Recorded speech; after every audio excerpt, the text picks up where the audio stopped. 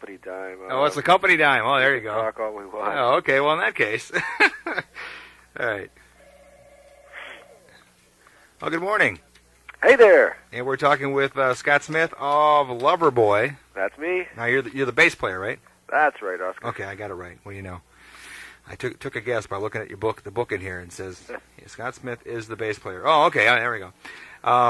The original bass player. Yeah, it surprised me. You guys are all still together, all the originals. Mike Reno, the whole bit, right? That's right. We had a short period last summer when Paul got sick and we got a friend out to play guitar. But other than that, we've managed to stick together through thick and thin, and we still like it. It's one of those weird things where after 16 or 17 years, we still like each other as friends, and we appreciate each other's company even when we're not playing. We still go out to a movie or whatever, and so it's kind of like being married, And we need to get away from each other, just like a normal marriage. Yeah. But we also like to spend our time together, and we still have a lot of fun. That's why we're still out here doing this. I never realized that you guys were Canadians. I never knew that either. Because Randy Bachman talked with him. He says, Neil Young, he's a Canadian. All you guys, I never realized these great Canadian bands. I figured you guys had to be all from the USA, Well, don't we all have, like, the same accent, eh? Yeah. We all talk like this, eh? I don't know. There's, Canada's got a few, of course, Brian Adams, and... Yeah. What's her name? That pretty country girl. She's Canadian too. Oh, Shania Twain. Okay, all right. But anyways, you're doing that A thing. I mean, when the Bob and Doug McKenzie thing was big. Yeah, exactly. And I listened to that stupid album. I don't know how many times. Yeah. The Hosers. Yeah. Listen to the album so many times, and every time I was talking, I would end things with A. So don't get me started on that again. I broke that habit. I got rid of it. Anyway, you guys, you've been getting together since 1978. That's right. We started in Calgary, Alberta in 1978 with just Paul and Mike started writing songs, and then gradually they got Dougie came in keyboards, and Matt finally came around about 1979, and I didn't join the band until 1980, but that was before we got our record deal. Right. So we all five of us recorded all the different albums through the 80s. 81 was when you got your first Turn Me Loose, wasn't it? Turn Me Loose and The Kid Is Hot Tonight were the first two big singles. Okay, all right. And really it happened so quickly that it seemed like an overnight thing, but it took about 2 years to put together all the songs. And then before you knew it, we were on Dick Clark's American Bandstand, and then we were on tour with, I think it was Kansas for about 9 months, and then we joined up with ZZ Top for about 6 months, and then we joined up with Journey for about a year. So by the time that those 3 tours finished, we discovered that we had sold a whole whack of records, and that we were established pretty well in America. You guys were kind of overnight successes in a sense. I mean, from 78 to 81, that's not really a bad run. And like you said, you joined in 80, so it was 1 year, and you had hits already. I mean, yeah, it was pretty quick once that window of opportunity opens. A lot of bands stumble a little bit, or they have a little bit of hesitation, but we were ready when the opportunity came. We were ready, and we just said, no, we're not going to let this chance slip by, and that was the chance to get on a big American tour and to really go for it, which you have to do. Right. You guys had quite a few hits through the years too. I mean, as far as from 81 all the way to 87, you've hit the top 40. 9 times? 9 times I'm counting here. Yeah, we had to cut, with When It's Over and Working for the Weekend and Turn Me Loose, good Hot stuff Girls there. in Love. And Turn Me Loose. Yeah, there was probably about 7 or 8 good ones. I think you guys on your reminiscing program, I think you guys liked the ballad. This Could Be the Night or Heaven in Your Eyes, or one of those songs. We might do a little Loving Every Minute of it. Yeah. Hot Girls in Love or something like that. You never know. Might throw that in. That's what's nice about the reminiscing. We can reminisce about all the songs instead of just the soft rock format. So it's kind of cool. But now you had your bigger successes with your Loving Every Minute of it was number 9. But your bigger successes kind of were the ballads. In a sense, are you going to continue with some ballads to get back into it, or are you going to rock it again? Well, we've always liked to be able to do both. Right. In a show, we've kind of always have written our songs according to what we feel we need to put into a live show. And it's always nice to quiet things down for a while and let Mike get real intimate with the crowd. It not only is a nice change from bashing away on the rock end of things, but it gives everybody a chance to kind of relax for a few minutes, and gives us a chance to settle down a little bit, and it gives the whole evening a sort of a dynamic. So we'll, as a matter of fact, at this show in Union City on the 21st, we'll be playing a new ballad that will be definitely going on a new record that we're trying to complete. But okay. We've written about 3 or 4 good, strong rock songs, and we've got a couple of ballads. So we like to be able to keep a nice blend of fast and slow and hard and soft and all the rest of it. Otherwise, it just becomes kind of a one-dimensional sort of bang, bang, bang record, Mm-hmm. So we like to keep a nice mixture of tempos and grooves and all the rest of that stuff. And besides Mike, he really does have a great voice for singing that kind of stuff. Some rock singers, Steve Perry, for example, they really are great ballad singers. Right. And Mike is one of those guys too. That thing that he did with Ann Wilson was still one of I was going to mention that. Yeah, was of still heart. a great performance.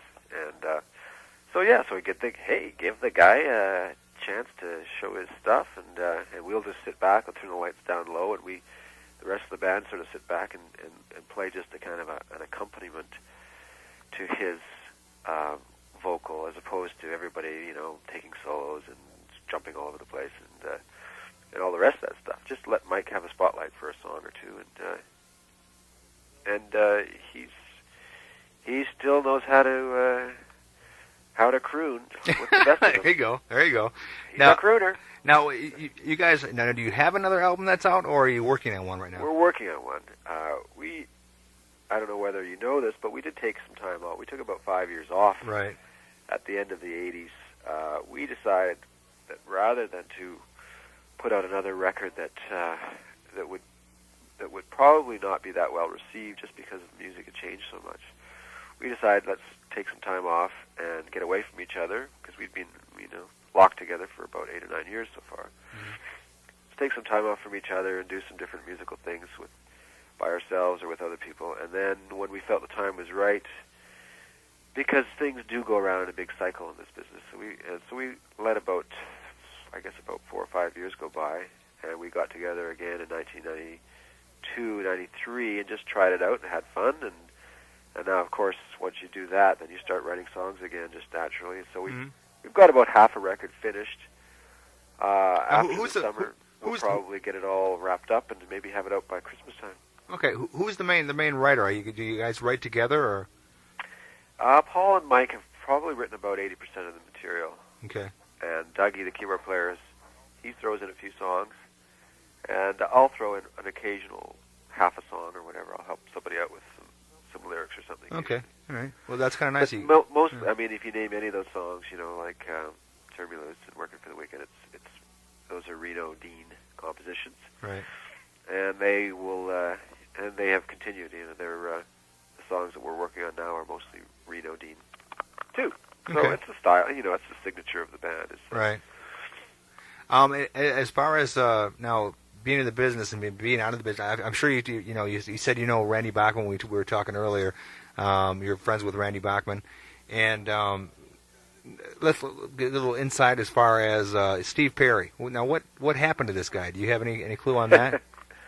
I don't know. He was he's such a great singer, but a kind of a high-strung guy. I used to go up to him and like he'd watch us, but he wouldn't be watching our show. We were opening for Journey, so he wouldn't be watching our show and enjoying it so much as he'd be watching it. He'd have a stopwatch in his hand. He'd also have a dB meter to check how loud we were and to check how loud the crowd's applause was. He got very sort of paranoid. Steve Paranoia, we would call him. Really? He's just always serious and always so intense. And I saw him one night, and I just said, "Look, Steve, just enjoy you guys are at the top of the heap. Yeah, yeah. Why don't you just enjoy your success and relax? Come on, have a glass of wine with the Loverboys and, tell some stories or whatever. But he was always just very nervous. And I think eventually it kind of got to him, and he burnt right out. Of course, now, here we are 10 years later, I guess, and Journey are back in the studio, or maybe, they're all... I didn't know that. The original guys, with Jonathan Cain and Neil Sean and all the rest of those guys. We see them quite often in San Francisco at some of these charity events, and keep in touch. And I know that they've been the last 6 months in the studio putting together a brand new Journey, a real Journey thing with Steve, because without Steve, it's not really Journey. Right. So yeah, they're giving it a whack again, just like us. I just thought I'd get a little inside poop there, that kind of thing. So and and Randy Bachman, of course, he's chugging along doing his. I guess he's got a new one he's released in Canada with Neil Young. Yeah, so, he had a great, a really good song called Portage Maine, which is a very sort of a Neil Young sounding kind of song, very rough and very very grungy almost, Yeah, that's exactly what he said, grungy. He said it's kind of a grungy sound to it, yeah. Do you guys have I know the album title for his is called Mirage, but do you guys have an album title yet, or I think a single released? Ode to Oscar. Yeah, right. No, you know what? We don't really know. It always, that's the very last thing it always seems to be. We get the songs together, we get them in the right order, and we get the artwork, and still we're kind of mucking around going, well, what should we call it? Like, I think Ode to Oscar is a good name. Ode to Oscar. Yeah, I think that's a very good name, yeah. Well, there you go. I've never had an album named after me. This would be a first, and I would really appreciate it. So if you can put a good word in for me, At least we'll have one DJ playing it, eh? That's right. I'll play it all the time. So, well, what about this Woodstock thing? Do I have to wear clothes when I'm playing? That's a question I've asked every band now that I've talked to, and I've gotten different answers from everybody. Now, it's clothing optional, but they do allow the bands to go nude. So do you have any preference of which one you want to do? Well, see, I play guitar, so that's not a problem. Yeah, there you go. No problem there. Mike, it could be a little nerve-wracking. This could be the night. This could be the night, yeah, exactly. Yeah. But bands have actually played nude at this thing. Yeah, I guess some bands have actually played nude. Yeah, at Turtle Lake. So I know last year it was Foreigner told us. Yeah, they played. I think Foreigner and the Doobie Brothers played last year. Right. And we ran into those guys, and they said, "This thing is a riot. And we just hope it's a sunny day." And, there you go. We'll be selling our Loverboy sunblock right off the stage. Yeah. Well, if it's cold, it could be a big problem there. But when it's warm, I guess you guys could. Well, when I talked to Randy Bachman said what was great about it was, or what the thing about it was, he's used to playing outside concerts, and usually the guys, usually have their shirts off, and the girls usually throw things up at him anyway. So it doesn't really matter for him. Yeah. So it always, if it's a nice day, people end up taking their clothes off anyway. So we're gonna have one of the guys from KBZ here, John Hughes. So look for him. He'll be up there trying to get interviews from everybody too, because he'll be filling in for me next week. So now he'll have clothes on, or I don't know. That's up to John. That's totally up to him. Well, I'll be looking for Long John. Is that his name? Yeah. I don't know. I'm not even going to get involved with that one. I'll leave that one alone. Yeah.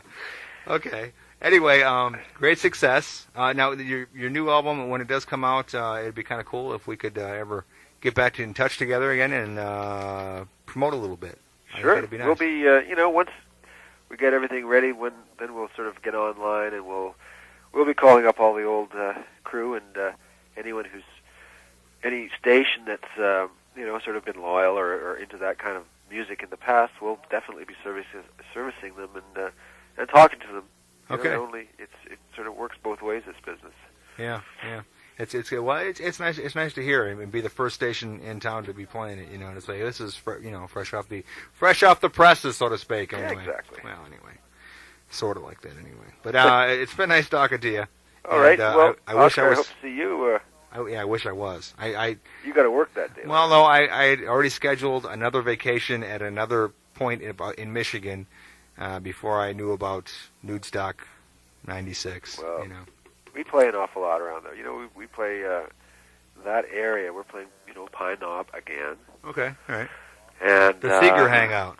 We do a lot, and it seems like we do most of our shows in either Michigan, Wisconsin, Illinois, or Ohio. I mean, you could look at our calendar for the last 10 years and say and count them all up, and there'd just be probably 75 or 80% of the shows in that area. So we're always around, and you can always come down and just say Oscar's here, and I'll know who it is. Yeah, there you go. Yeah, just just write make the album Ode to Oscar, and then you'll know exactly who's coming over. So. All right. All right. Thank you, sir. All right. We'll talk to you soon. And have a great show. Thanks, man. Okay. Anytime you're ready. Hi, this is Scott Smith from Loverboy, and you're reminiscing with Oscar and Peter on WKBZ FM 95.3. Something like that? Yeah, that was good. Or is it the Reminiscing Show? No, reminiscing's fine. That's all we call it, is reminiscing. Yep. And like I say, thanks or again. Best, what is it, from the 40s to the 80s sort of thing? Yeah, you want to do another one? Sure. Okay. It's rolling. Hi, this is Scott Smith with... Blah, blah, blah. Hi, this is Scott Smith from Loverboy, and you're listening to Oscar and Peter's Reminiscing Show with the best music from the 40s to the 80s on WKBZ FM 95.3. That was cool. Hey, I like that. I'm getting better. We still go out to a movie or whatever, and so it's kind of like being married, and we need to get away from each other, just like a normal marriage. Yeah. But we also like to spend our time together, and we still have a lot of fun. That's why we're still out here doing this. I never realized that you guys were Canadians. I never knew that either. Because Randy Bachman talked with him. He says, Neil Young, he's a Canadian. All you guys, I never realized these great Canadian bands. I figured you guys had to be all from the USA, Well, don't we all have like the same accent, eh? Yeah. We all talk like this, eh? I don't. No, there's Canada's got a few. Of course, Brian Brian Adams, and yeah. And, what's her name? That pretty country girl. She's Canadian too. Oh. Shania Twain. Okay. All right. But anyways, you're doing that A thing. When the Bob and Doug McKenzie thing was big. Yeah, exactly. And I listened to that stupid album. I don't know how many times. Yeah. The Hosers. Yeah. Listen to the album so many, and every time I was talking, I would end things with. Yeah, it's the company dime. Oh, it's the company dime. Oh, there you go. Talk all we want. Oh, okay. Well, in that case. All right. Well, good morning. Hey there. And we're talking with Scott Smith of Loverboy. That's me. Now you're the bass player, right? That's right, Oscar. Okay, I got it right. What do you know? I took a guess by looking at your book, the book in here, and says Scott Smith is the bass player. Oh, okay, there we go. The original bass player. It surprised me. You guys are all still A. So don't get me started on that again. I broke that habit. I got rid of it. Anyway, you guys, you've been getting together since 1978. That's right. We started in Calgary, Alberta, in 1978.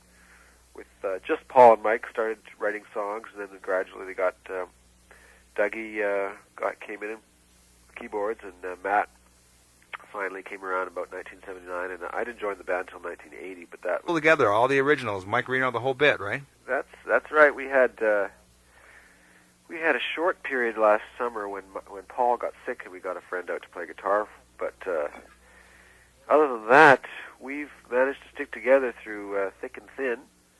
And we still like it, it's one of those weird things where after 16 or 17 years, we still like each other as friends, and we appreciate each other's company even when we're not playing.